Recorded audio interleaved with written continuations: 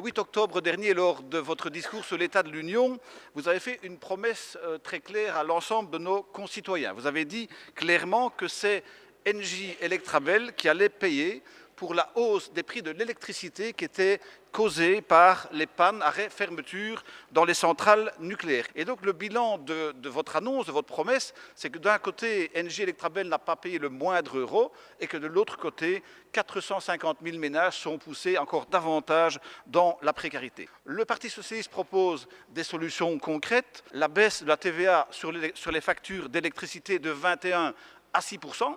Et d'autre part, nous vous demandons de geler les prix des factures d'électricité comme cela a été fait en 2012 dans un contexte similaire. Donc, ma question, elle est simple.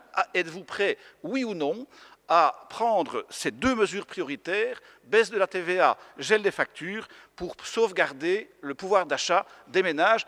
Et j'ai envie de dire, faites pour une fois une fleur à nos concitoyens. Je vous confirme l'intention de ce gouvernement en affaires courantes de poursuivre le travail dès lors que l'on a reçu ce rapport complémentaire de la CREC pour faire en sorte effectivement que l'engagement qui a été pris dans un moment où on n'était pas encore en affaires courantes puisse être mobilisé et j'espère pouvoir compter à ce moment-là sur le soutien du Parlement.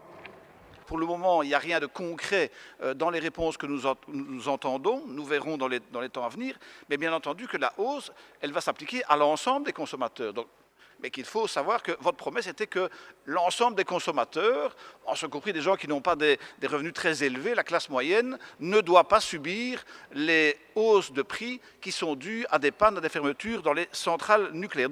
Alors, il n'en reste pas moins que pour le pouvoir d'achat des citoyens, et c'est, je pense, le message qui s'exprime dans la rue, les mouvements de citoyens, gilets jaunes et autres, c'est de demander de travailler sur la question du pouvoir d'achat. Et donc, nous réitérons notre demande aussi que la TVA sur l'électricité soit donc ramenée à 6% au lieu de 21%, parce que ça aussi, ce serait dans les temps prochains un signal très fort pour le pouvoir d'achat des citoyens. Je vous remercie.